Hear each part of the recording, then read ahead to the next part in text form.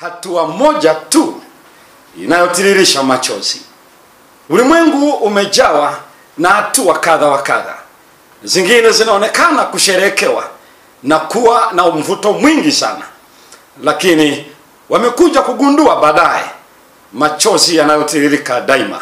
Hatua moja pekee inayotiririsha machozi. Biblia imetupatia watu waliowahi kufanya hatua hizo na jinsi walivyotiririsha machozi maishani mwao. Uchaguzi unaweza ukafanywa dakika moja pekee, katosha kuleta dimbwi kubwa la machozi ya maisha yaliyefanya uchaguzi huo.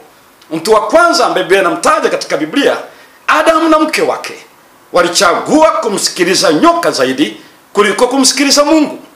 Kama wangesingeingia katika hatua hiyo, leo tusingelikuwa na vita hivi, magonjwa haya, njaa na hali ya hewa, tabia kuharibika. Miaka zaidi ya milenia 6 sasa, ulimwengu wetu umekumbwa katika dhoruba kwa sababu tu ya hatua moja isiyo ya hekima ya kula matunda aliyokatazwa na Mungu. Machozi yameendelea kutiririka kwa wakazi wa sayari ya dunia. Lakini yuko mtu mwingine wa pili ambaye alifanya hatua hiyo hiyo ikaleta machozi mpaka leo dunia inashuhudia machozi hayo. Si mwingine ni Abrahamu. Ibrahimu anaitwa baba wa imani. Alichagua kuingiliana kimwili kumchukua Hajiri mjakazi wake kama mke wake.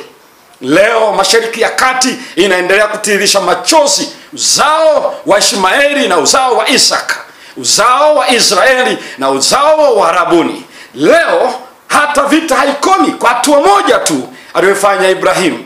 Sio peke yake tu, yuko mwingine aliyechukua hatua kama hiyo. Huyu ni Esau, mjukuu wa Ibrahimu, mzaliwa wa kwanza. Kwa hatua moja pekee ya kudharau uzaliwa wake wa kwanza ili apate chakula cha wakati ule, Biblia inasema alilia na akajuta tena kwa machozi akiitafuta, lakini haikurejea tena. Ijapokuwa itafuta kwa machozi, haikurudia tena. Hatua moja pekee.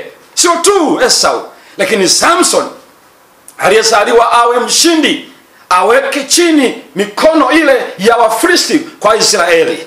Lakini ndiye baada ya kufanya kazi, Mungu alimtumia kwa uwezo wa pekee. Lakini kila akifanya kazi ya kuokoa ndugu zake, mapumziko ni gesti.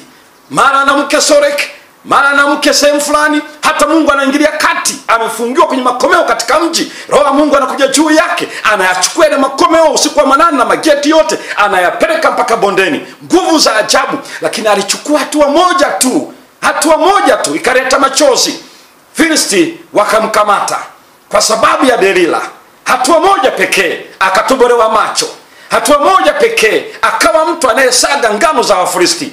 Hatua moja ikakomesha utume wake. Kweli Samsoni akafa mikononi mwa Wafilisti kwa hatua moja peke yake. Sio yeye tu, Biblia inamtaja mwingine ambaye ni Rutu, pamoja aliyechukua hatua moja tu mbaya. Akatazama juu, lakini anaona bonde zuri la Sodoma. Mwanzoni alikaa nje ya Sodoma. Biashara ilipochanganyia akaenda akajiongeza kambi yake akakaa Sodoma. Mwanzo 13, Mwanzo 14, Mwanzo 17, Mwanzo 19 akajongea akaishi Sodoma. Hakujali maisha ya wakazi wale. Walikuwa na kila aina ya ngono haramu.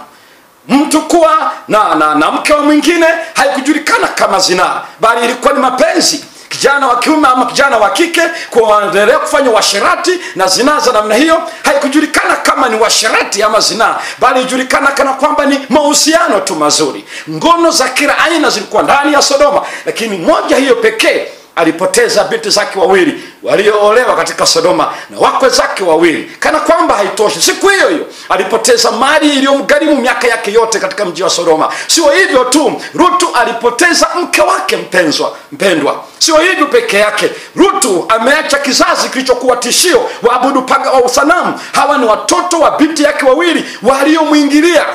Biblia inasema ya kwamba Kalala na binti yake mkubwa akazaa Moabu, Kalala na binti yake mdogo akazaa Amoni. Mataifa ya Moabu na wa Amoni yametajwa katika Biblia kuwa mataifa pinzani ya mipango ya Mungu. Nini alichokiacha? Urithi gani Rutu aliacha? Hatua moja pekee tu ya uchaguzi, kuishi Sodoma.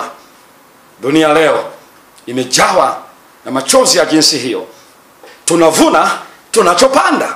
Katika Galatia sura ile ya 6, Wagalatia sura ile ya 6, neno la Mungu linaeleza katika ule mstari wa 7 na mstari wa 8 na mstari wa 9. Biblia ina haya inayosema, msidanganyike, Mungu hadhihakiwi, kwa kuwa chochote apandacho mtu ndicho atakachovuna.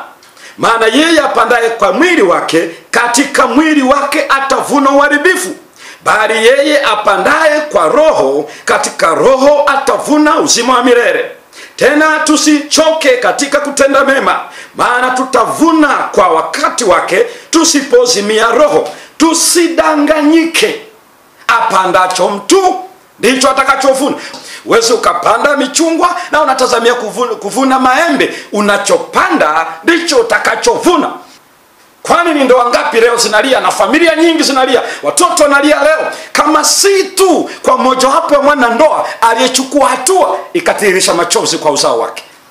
Kwani ni hatua ngapi inahitaji mwanachuo kufukuzwa chuo? Moja peke yake. Mwanzoni anakumbwa na mkumbo, pia pressure, anajichanganya, anajirusha. Hatua moja pekee imewagharimu watu kutoendelea na masomo yao. Wengine wamekuwa wajawazito. Moja pekee. Wengine wamekaribia mauti, imewajiletea magonjwa. Hatua moja pekee, moja tu, inatosha kutiririsha machozi kwa maisha. Tutawashuhudia watu hao. Wengi wanavuna matokeo, matunda ya uchaguzi wao. Utawaona wakiwa magerezani. Tusidanganyike, apandacho mtu ndicho atakachovuna. Unaweza kutumia sigara leo, unaweza kuvuta sigara, lakini utavuna mapafu yaliyoharibika. Unaweza kuchagua kutumia kileo bila kujali una fedha kwa sasa, unaona una afya. Watu wa jamii wanaonekana watumiaji wa pombe ndio wana afya, lakini usisahau unaweza kuvuna makosa na uharibifu wa ini lako, maana limeharibiwa na sumu ya alcohol. Hatua moja tu pekee italeta machozi yanayotiririka kama mito ya wakati wa masika. Wengine hatua moja tu ya madawa ya kulevya, wako kwenye vituo vya kurejesha akili zao, rehabilitation center. Hatua moja pekee iliyochukuliwa imewafanya wengine kujikuta wako kwenye nyumba, lakini sio kwa hiari, lakini wako kwenye makomeo. Wengine wako kwenye hatua ya mwisho ya kwenda kaburini.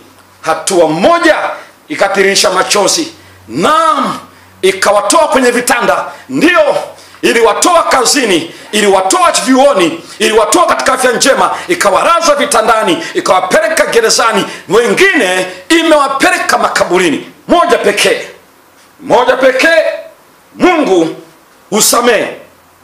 Nataka ujue ya kwamba hata pamoja na hatua zetu hizo mbaya, kuna msamaha wa Mungu.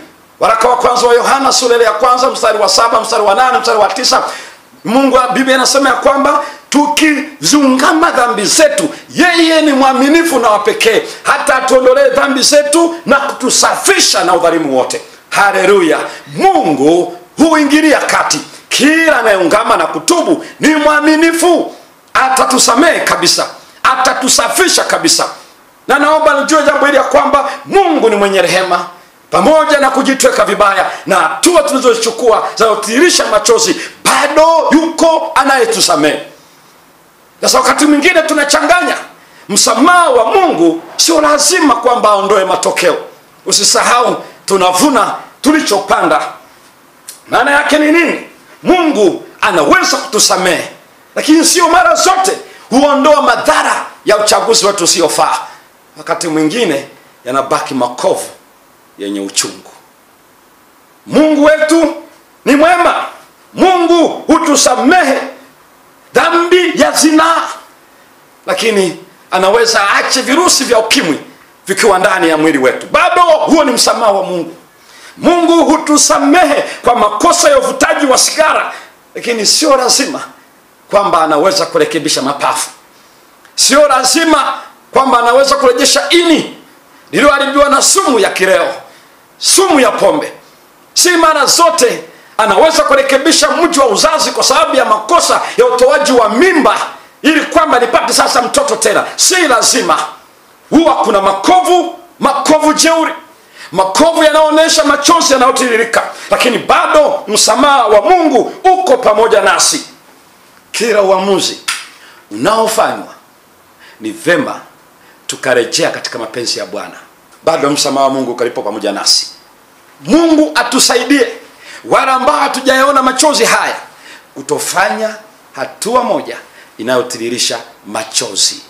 Neema ya Bwana wetu Yesu Kristo na upendo wa Mungu Baba na ushirika wa Yesu Kristo vikae pamoja nasi sasa na hata milele, kwa jina la Yesu, amina.